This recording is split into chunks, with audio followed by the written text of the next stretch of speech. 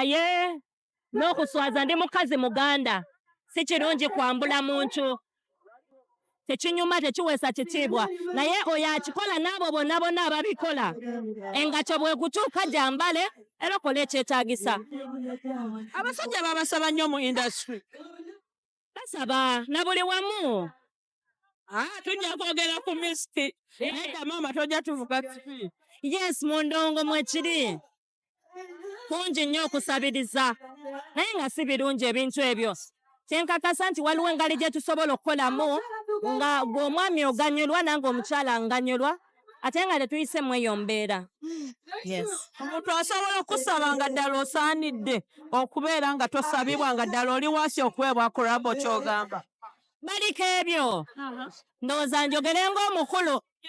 Tebabiwulira ate tebabitegeera. Ne bw'ojja ng'ekitono okirina omubiri ogulina empisa ozirina nga ne ssente nno ozirina. Kikyo basaba ekyo banekyo babaagala kye. Baagala nnyo ebintu by'okutunuza abaana abawala mu mbuga za sitaani. Si birungi.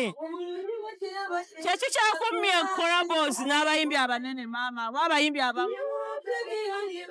Collaboration zijja kujja kuba si bonna nti bakikola naye n'abakikola gye bali era bambi bakikomye kuba bafiiriza bangi emikisa bafiiriza industry okuba ng'eyina music omulungi. Wali ofuulizeko victim n'okikola oba tokikolangako? Sikikolangako era akapande k'obukodo kanneetimbye mu kyenyi wano. Oli mukodo nnyo nnyo. Ndayira butabawa. Nafarani ojja kuvaayo wano. Ndayira nsogeredde ku mpewo kuno ndayira obutabawa. Ogenda kukola otya ng'ate oyagala collab?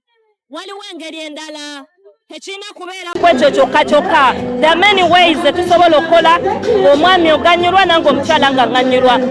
Ennyimba zino tuzikola zirina bingi bye zituleetera ng'ogyeko okuba nti kulowooza ku ekyo kyokka.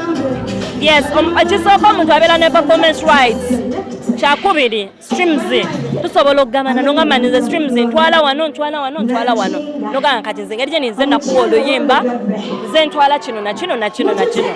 Sikiwa nti omuntu ng'amanyi kyayagala asobola okugaana such an opportunity. Abantu abamu bagambye nti nno omuntu oba oli mwavu ekyo ky'oba olina owaayo naye kati omuntu ky'ogamba mwenna muba baavu oba obwavu musango. Kati nze ndi mu record label olaba I have that experience ndi kyali kintu sekoko. Kati olwo abali mu management just n'abo abatalina management okusingira ddala olowooza bo kyo ekibatuukako. Oli amugamba n'okuwandiikira obuwandiikiza oluyimba olunaakuyisaawo nzijaamu ate nga n'oluyimba alukuwa naye tali sure nti lwe lunaakuyisaawo. Kitegeera so si birungi. Nafarani abasajja bano basaba n'omuntu abawadde ssente oba olowooza abaswala. Abo batabani ba Falaawo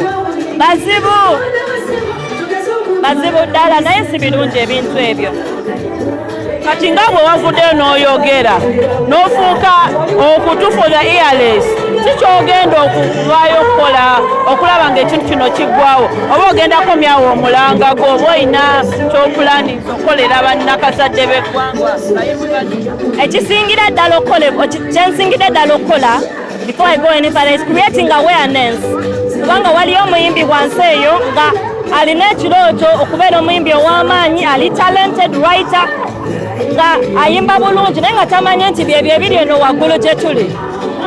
So as I create awareness bamanya nti gye bajja kyokya ojja onywedde either you take the short route or you take the long route.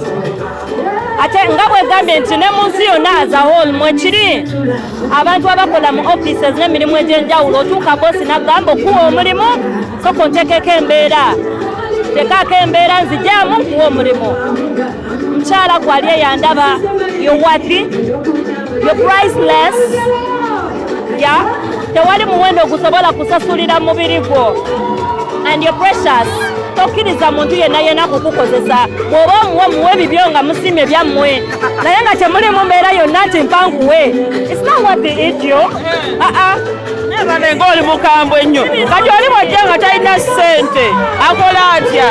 Kikiwa nti omuntu asobola okujja nga talina kyalina najja ng'ali ku zero ng'asuubira okubako kyafuna in return sikiwa abantu beetegeka omuntu abeera ne talent ye n'alwana watuukira okulaba nti yeetaaga collaboration emuyiseewo abagezezaako oyogeredde abakyala naye n'abasajja bagamba mbu mubeeteganya abakazi abayimbi mubeeteganya abakyala tubasanga wa mubeetega tutya tetulina ngeri gye tubeetegamu nina kye nawulidde mbu twambala mu ngeri entayisinga ndi ku mulimu oyagala nyambale gomesi taata ndaba wali onsanzeko mu budde bwange obweddembe nga nyambadde bubi bwe mba sikwesitaza lwaki ate oba ogamba nti nkweteze ndi ku mulimu nga naawe bwojja n'oyambala ng'oyambadde kompale yokka waggulu toyambaddeeyo shirtless nange ngambe nti onneetega okitegeera so oli mukambwe nnyo bwekwasa bwekwasa oyagala abakyala bajoyininge campaign yene eya awareness yotandise oba kimala kweweka abakyala kyenkakasa nti am the voice for the voiceless bwenkyogereddeko bangi abakiyitamu nga tebasobola kukyogerako ya akageri ke bali tebasobola kukyogerako that alone is enough n'omulala bw'anaavaayo n'akyogerako nti si kirungi n'omulala bajja kumanya nti very many of us are victims nze kiyinza oba tekintuukangako kuba nagaana naye n'abakkiriza naye nga takkiriza mu kwagala bangi mwana atu ate nakkiriza naye nga n'oluyimba terumukoledde naye ng'agabye omubiri gwe agabye obwerere bwe eri omuntu atali wali nga tumaliza aliwo abagamba okyesinakulamu simanyi lwaki ayogera bwete yakyogedde yenna alabika yagigoba alabika ajagala wabwalabye abayogedde ajagala okunsinga kyoba olaba yazze najampinga ku posti yange Frank Antambi ye yagibuukidde kirabika oyo naye omuganda agamba guluma yaagu onna basaba guluma yaagu olekera abakyala maama abakyala abalungi abandaba mwekkiririzemu muli b'amaanyi mulina ebitone muli balungi you're precious you're priceless you're expensive you're rich tekikugasa kugaba mubiri eri muntu olw'okufuna ekyo gwe kyoyaayaanira okuyaayaanako omutima gwo nti maybe wetaaga okuba star bangi abakikoze bangi abayiseewo ng'ate tebayisemu ago makubo so I believe we can do better than that.